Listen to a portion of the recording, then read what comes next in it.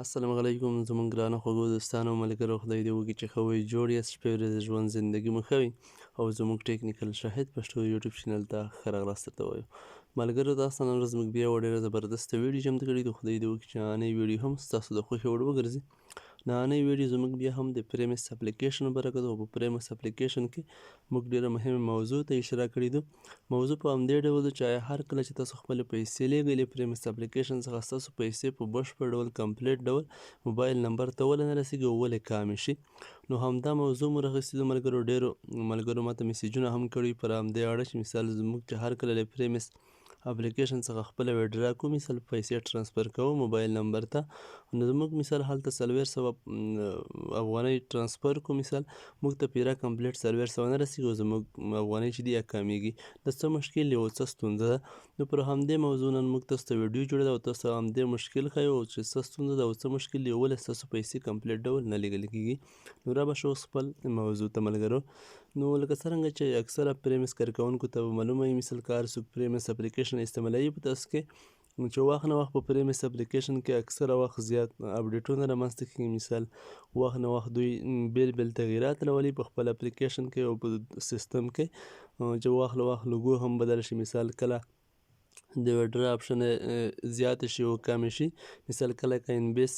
اکاونټ زیات شي مثال کله ام پیسا منفي شي او کله ام پیسا بیا ورزپه شي او کله مثال د پیسې په لیږلو کې پار خرڅي وخت نه وخت مثال کله زیاته پیسې لیږل کېږي او کله کمه پیسې لیږل کېږي لکه څرنګه چې لومړی پریمس اپلیکیشن و په ښه په ملګرو 25 افغانۍ هم ترې ویډرا کوي نو اوس د 380 څخه کمه افغانۍ نه ویډرا کېږي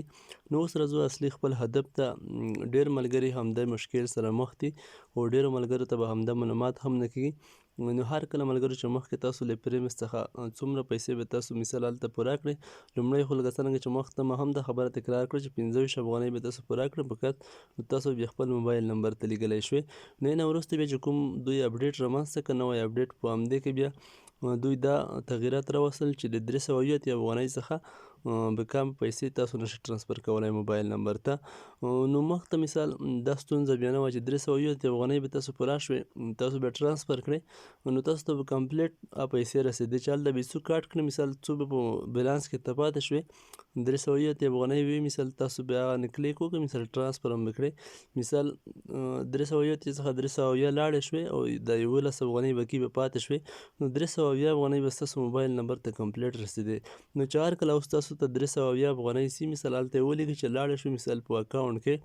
پریمس اپلیکیشن اکاونټ کې نو تاسو ته دلته موبایل نمبر ته کمپلیټ نه وي رسېدلی نو همدا څه ستونزه ده اوله د پیسې کمپلیټ نه رسیږي نو دوی ملګرو چې هر کله د کوم نوي تغییرات رامنځته کړل د څه وخت کېږي مثال 3-4 میاشتې نو هر کله اوس چې تاسو خپله پیسې له پریمس اپلیکیشن څخه ټرانسفر کوئ مثال موبایل نمبر ته یې لیږئ دوی ستاسو نه پیس کټ کوي مثال پیس څومره کټ کوي او په څومره روپۍ کې څومره پیس اخلي نو ملګرو په 10 افغانۍ کې ستاسو نه 1 افغانۍ پیس دوی اخلي که مثال تاسو 100 افغانۍ ولګئ مثال 100 افغانۍ ټرانسفر کوئ 100 افغانۍ په مقابل کې تاسو نه دوی 10 افغانۍ کټ کوي یعنې مثال ستاسو 380 افغانۍ پیره شوې هلته ټارګېټ دی 380 افغانۍ ستاسو نه به دوی مثال چې په 100 کې 10 افغانۍ شي 10 افغانۍ خو یو شوې 8 افغانۍ نوره دوی به 18 افغانۍ ستاسو نه کټ کوي او باقي نوره پیسې به ستاسو موبایل نمبر ته ځي یعنې په 10 افغانۍ کې 1 افغانۍ ده او په 100 افغانۍ کې مثال 10 افغانۍ په 1000 افغانۍ کې هر کله تاسو په پریمس اپلیکیشن کې 1000 افغانۍ کمپلیټ ولرئ تاسو یې موبایل نمبر ته ټرانسفر کوئ نو ستاسو څخه به بیا